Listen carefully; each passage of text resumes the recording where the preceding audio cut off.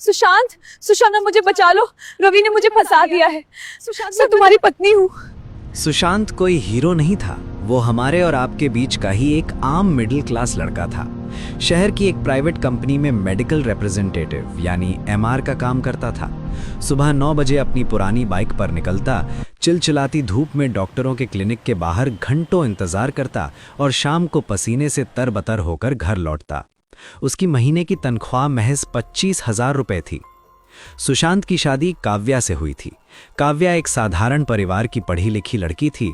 शादी के कुछ महीनों बाद काव्या ने सुशांत से कहा, सुशांत, मैं प्राइवेट स्कूल की नौकरी से थक गई हूं। मैं सरकारी बैंक पीओ की तैयारी करना चाहती हूं, लेकिन कोचिंग और फॉर्म की फीस बहुत ज्यादा है। सुशांत ने अपनी थकी हुई आंखों से काव्या को देखा और मुस्कुरा दिया। काव्या, तू तैयारी कर। तेरे सपनों के बीच में ये 25,000 की तनख्वाह कभी नहीं आएगी। मैं ओवर टाइम करूंगा। यहीं से सुशांत की उस तपस्या की शुरुआत हुई जिसका सिला उसे खून के आंसुओं के रूप में मिलने वाला था। काव्या ने नौकरी छोड़ दी और दिन रात अपने कमरे में बंद होकर पढ़ाई करने लगी। इधर सुशांत की जिंदगी एक मशीन बन गई। उसने काव्या की महंगी ऑनलाइन कोचिंग, टेस्ट सीरीज और किताबों के लिए बैंक से 3 लाख रुपए का पर्सनल लोन ले लिया। सुशांत अब दिन में डॉक्टरों के चक्कर काटता और रात को स्विगी, जोमैटो यानी फूड डिलीवरी का पार्ट टाइम डिलीवरी बॉय का काम करने लगा। जाड़ों की सर्द रातों में जब काव्या रजाई में बैठकर हीटर के सामने पढ़ाई करती, तब सुशांत सड़क पर कांपते हुए लोगों का खाना पहुंचा रहा होता। एक दिन सुशांत के जूते फट गए थे। काव्या ने कहा, सुशांत, नए जूते ले लो, ये बहुत खराब लग रहे हैं।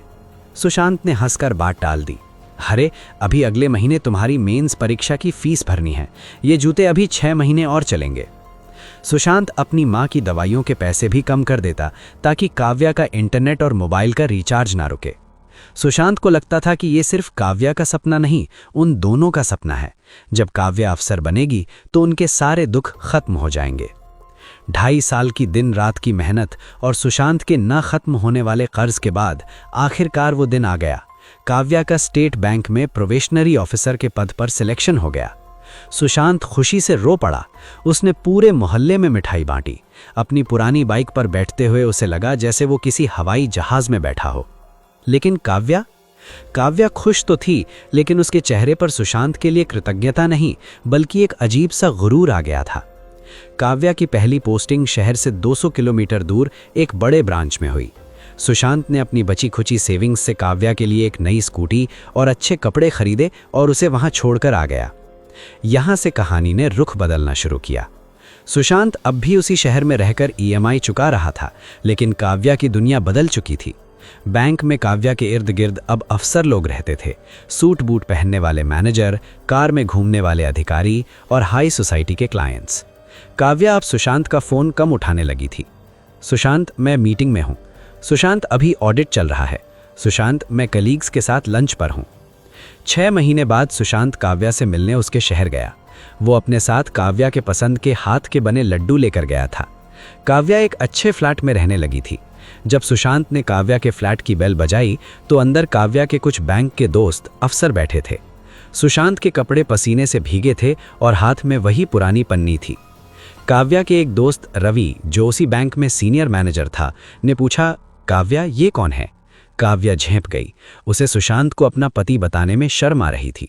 उसने नजरें चुराते हुए कहा, अरे ये मेरे गांव से हैं, दूर के रिश्तेदार हैं, कुछ सामान देने आए हैं। सुशांत वहीं जम गया। उसके हाथ से लड्डुओं की पन्नी छूटते छूटते बची। जिस इंसान ने उसे इस मुकाम तक पहुंचाने के लिए डिलीवरी बॉय का काम किया, आज वो दोस्तों के सामने सिर्फ एक दूर का रिश्तेदार बन गया था। जब दोस्त चले गए तो सुशांत ने भारी आवाज में पूछा, काव्या, मैं तुम्हारा रिश्तेदार हूं। काव्या ने चिढ़ते हुए कहा, सुशांत, प्लीज ड्रामा मत करो। तुमने अपना हुलिया देखा है? मेरे यहाँ सीनियर अफसर बैठे थे। मैं उन्हें क्या बताती कि मेरा पति 25,000 की नौकरी करता है और सड़कों पर दवाइयां बेचता है? मेरी एक इज्जत है यहाँ। सुशांत ने उस रात कुछ नहीं कहा। वो जमीन पर लेट गया, लेकिन उसकी आंखों से नींद कोसों दूर थी। दूरियां बढ़ती गईं। काव्या अब वीकेंड्स पर भी घर नहीं आती थी। वो रवि यानी सीनियर मैनेजर के साथ नजदीकियां बढ़ा रही थी। रवि रईस था, एक महंगी कार चलाता था और काव्या को बड़े रेस्टोरेंट में ले जाता था। एक दिन सुशांत अचानक काव्या के बैंक पहुंच गया। उसने देखा कि काव्या रवि की कार से उतर रही थी और दोनों एक दूसरे का हाथ पकड़े हुए थे। काव्या बहुत खुश लग रही थी, ऐसी खुशी जो सुशांत ने उसके चेहरे पर सालों से नहीं देखी थी। सुशांत ने काव्या को घर आकर टोका। काव्या ने झूठ नहीं बोला। उसने सुशांत की आंखों में देखकर कहा, हाँ, मुझे रवि पसंद है। सुशांत, प्रैक्टिकल होकर सोचो, मैं एक क्लास 1 अफसर हूँ, मेरी सैलरी 80,000 है और तुम्हारी 25,000। हमारी सोच, हमारा रहन सहन कुछ भी मैच नहीं करता। मैं तुम्हारे साथ किसी पार्टी में खड़े होते हों तो मुझे शर्म आती है। मैं ये घुट घुट कर जीने वाला रिश्ता और नहीं खींच सकती। मुझे म्यूचुअल डाइवोर्स दे दो। सुशांत का दिल टूट कर बिखर गया।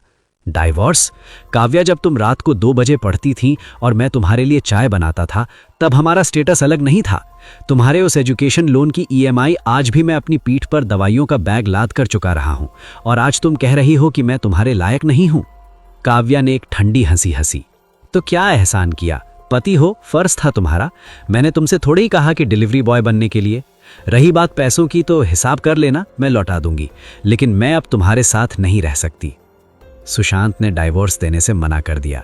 वो अपनी शादी बचाना चाहता था, लेकिन यहीं से शुरू हुआ आज के समाज का सबसे कड़वा सच, सिस्टम का टॉर्चर। जब काव्या को लगा कि सुशांत आसानी से नहीं मानेगा, तो उसने शॉर्टकट अपनाया। उसने अपने सरकारी रसूख और रवि के संपर्कों का इस्तेमाल करके सुशांत और उसके बूढ़े माता पिता पर घरेलू हिंसा यानी दहेज प्रताड़ना सेक्शन 498 और मानसिक उत्पीड़न का झूठा मुकदमा दर्ज करवा दिया। काव्या ने अपनी FIR में लिखा कि मेरा पति मेरी सैलरी छीनता है, मेरे चरित्र पर लांछन लगाता है और मुझे मारता पीटता है। सुशांत के घर पुलिस आ गई। समाज में जो सुशांत कल तक एक आदर्श पति था, वो आज दहेज का भूखा राक्षस बन गया। पुलिस ने उसे और उसके 65 साल के पिता को पूरी रात थाने के फर्श पर बैठाए रखा। सुशांत की मां इस सदमे को बर्दाश्त नहीं कर पाई और उन्हें हार्ट अटैक आ गया। अदालत में जब पहली पेशी हुई तो काव्या अपनी नई कार से उतरी। उसने वकील की भारी फीस रवि के पैसों से दी थी, और सुशांत बस या ऑटो से धक्के खाता हुआ कोर्ट पहुंचा था। उसका आधा पैसा वकीलों की फीस और मां के अस्पताल में जा रहा था। सबसे बड़ा तमाचा तब लगा जब कोर्ट ने मेंटेनेंस का फैसला सुनाया। काव्या ने कोर्ट में अपनी सैलरी स्लिप छुपा ली और सुशांत की इनकम बढ़ा चढ़ा कर दिखा दी। कानून की कुछ ऐसी विडंबना हुई कि कोर्ट ने आदेश दिया, सुशांत को अपनी पत्नी काव्या को केस लड़ने और भरण पोषण के लिए हर महीने 10,000 रुपए देने होंगे। सुशांत कोर्ट के बाहर सीढ़ियों पर बैठा था। उसकी तनख्वाह 25,000 थी। 12,000 रुपए काव्या के उस लोन की EMI में जा रहे थे जो सुशांत के नाम पर था। 10,000 रुपए काव्या को मेंटेनेंस देना था। बाकी 3,000 में उसे अपना घर चलाना था, माँ की दवाइयाँ लानी थीं और केस लड़ना था। काव्या कोर्ट के बाहर आई। उसने सुशांत को सीढ़ियों पर रोते हुए देखा।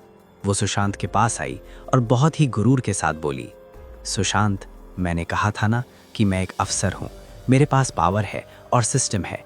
तुम एक आम आदमी हो, तुम मुझसे जीत नहीं सकते। अभी भी वक्त है, मुझे तलाक दे दो और अपनी जिंदगी जियो, वरना मैं तुम पर खर्चा बढ़ाती रहूंगी और तुम पूरी जिंदगी इन अदालतों की सीढ़ियों पर एड़ियां रगड़ते रह जाओगे। काव्या अपनी कार में बैठी और चली गई।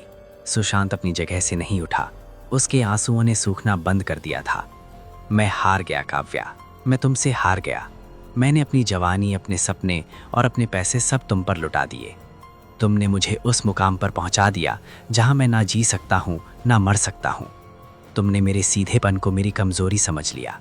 सुशांत ने अपनी जेब से वो फटे हुए जूते देखे जिन्हें उसने काव्या की फीस भरने के लिए नहीं बदला था। अचानक सुशांत की आंखों में जो बेबसी थी वो एक भयानक ठंडक और संकल्प में बदलने लगी। तुमने कहा ना काव्या कि तुम अफसर हो और तुम्हारे पास सिस्टम है। तुम भूल गई कि मैं सड़कों की खाक छानने वाला इंसान हूँ। मुझे जुगाड़, सिस्टम की कमजोरियों और हकीकत का वो ज्ञान है जो तुम्हारी सरकारी किताबों में नहीं लिखा है। तुमने कानून का इस्तेमाल ढाल की तरह नहीं, तलवार की तरह किया है। अब मैं कोई वकील नहीं करूँगा। अब मैं वो करूँगा जो एक आम मिडिल क्लास आदमी करता है जब उसकी पीठ दीवार से लग जाती है। सुशांत कोर्ट की सीढ़ियों से खड़ा हुआ। उसने अपनी पुरानी बाइक स्टार्ट की। अब वो सुशांत नहीं था। अब वो एक ऐसा इंसान बन चुका था जिसके पास खोने के लिए सिर्फ उसका दर्द था। कोर्ट की सीढ़ियों पर बैठकर रोने वाले सुशांत की उस दिन मौत हो गई। अब जो सुशांत खड़ा हुआ था उसके पास एक मेडिकल रिप्रेजेंटेटिव का वो दिमाग था जो सड़कों पर धक्के खाकर 100 लोगों से ना सुनकर भी अपना टारगेट पूरा करना जानता था।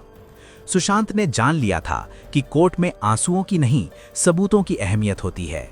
काव्या ने सुशांत पर घरेलू हिंसा और दहेज 498A का केस करके उसे डराना चाहा था और मेंटेनेंस 125 सीआरपीसी के मांग कर उसे आर्थिक रूप से तोड़ना चाहा था।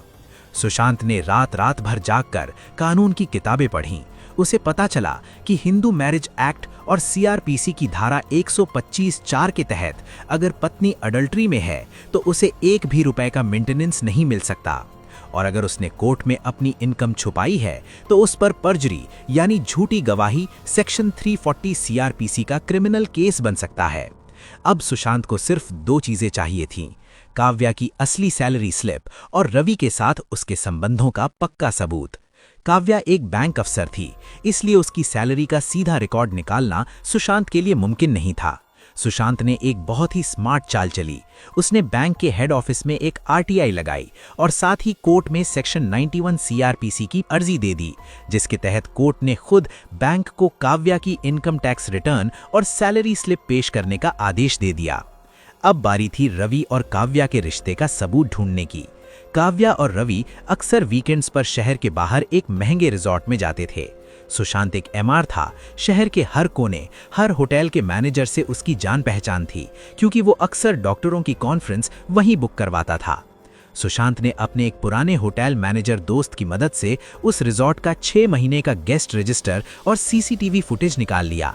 उस रजिस्टर में रवि ने काव्या को अपनी पत्नी मिसेस काव्या बताकर कमरा बुक किया था और दोनों ने अपने आईडी कार्ड्स दिए थे। सुशांत ने होटल के बिल, जिसमें रवि के क्रेडिट कार्ड से पेमेंट हुई थी, की कॉपी भी निकलवा ली।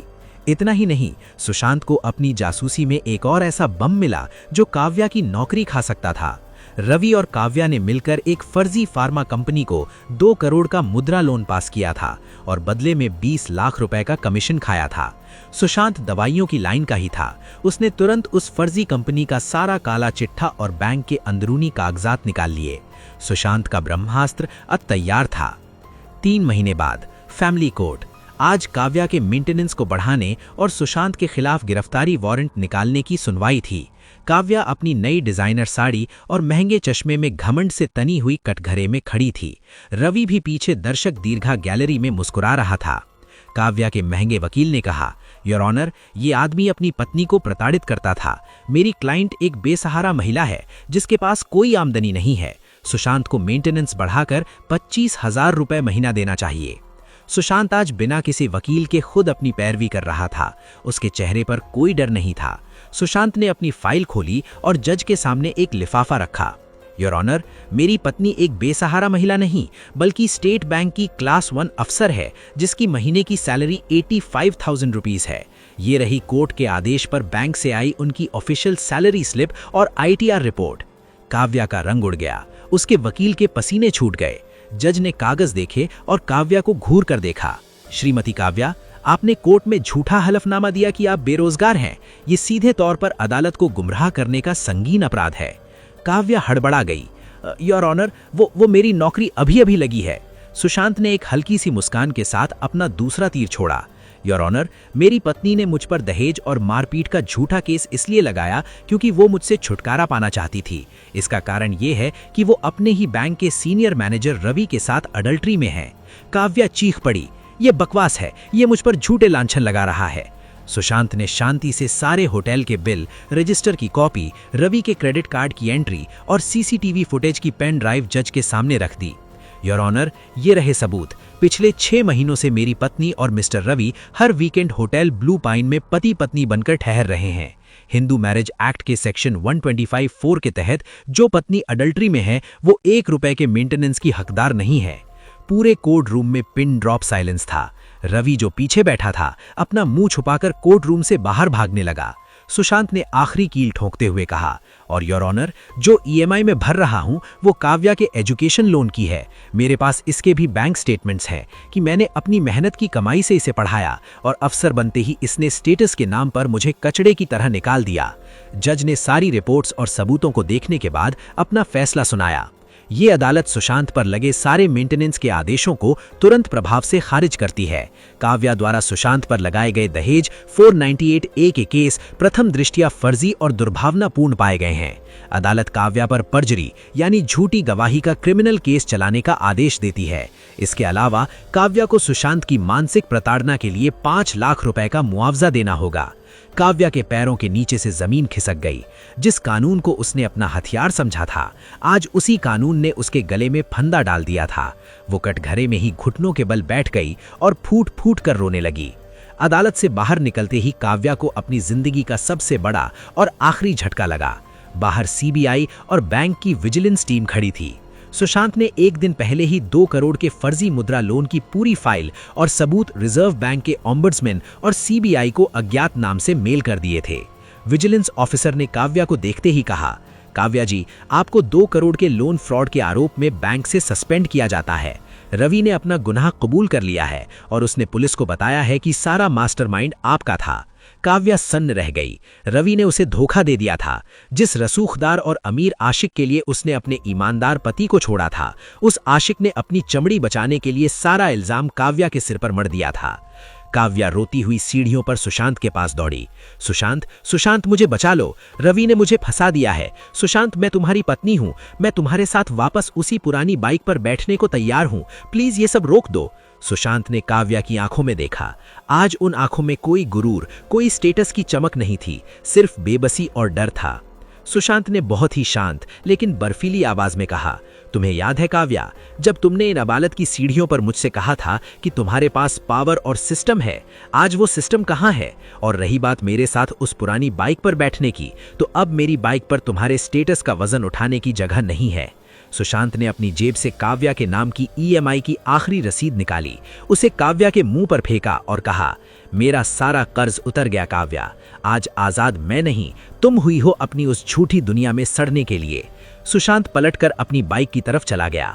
पीछे काव्या पुलिस की गाड़ियों के बीच घुटनों के बल बैठी सड़कों की धूल फांक रही थी। उसका सारा सफेद पोश घमंड आज उसी सड़क की धूल में मिल गया था जहां सुशांत ने कभी उसके लिए पसीना बहाया था। 2 साल बाद सुशांत ने अपनी मेडिकल लाइन के तजुर्बे से एक छोटी सी फार्मा डिस्ट्रीब्यूशन एजेंसी खोल ली थी। वो अब महीने के लाखों कमाता था। उसकी माँ की तबीयत अब ठीक थी। रविवार का दिन था और सुशांत अपनी माँ के साथ अपनी नई कार में जा रहा था। ट्रैफिक सिग्नल पर कार रुकी। सुशांत की नज़र बगल में खड़ी एक लोकल बस के स्टॉप पर पड़ी। वहां एक औरत खड़ी थी। उसने एक साधारण सा सूती सूट पहना था, चेहरे पर थकान थी और हाथ में फाइलों का एक झोला था। वो काव्या थी। काव्या को जेल तो नहीं हुई क्योंकि रवि मेन मुजरिम साबित हुआ, लेकिन उसकी क्लास 1 अफसर की नौकरी जा चुकी थी। उस पर लगे पर्जरी के क्रिमिनल केस की वजह से उसे कोई दूसरी अच्छी नौकरी नहीं मिल रही थी। वो अब एक छोटी सी प्राइवेट कंपनी में 15,000 की नौकरी के लिए बस के धक्के खा रही थी। काव्या की नज़र सुशांत की कार पर पड़ी। उसने सुशांत को देखा, सुशांत ने भी उसे देखा, लेकिन सुशांत की आंखों में अब कोई दर्द, गुस्सा या शिकायत नहीं थी। उसने सिर्फ अपनी कार का शीशा ऊपर चढ़ाया और सिग्नल ग्रीन होते ही अपनी मंजिल की तरफ निकल गया। पीछे काव्या बस के धुएं और धूल के बीच खड़ी अपनी उस स्टेटस की दुनिया को याद कर रही थी जिसे उसने अपने ही हाथों से आग लगा दी थी।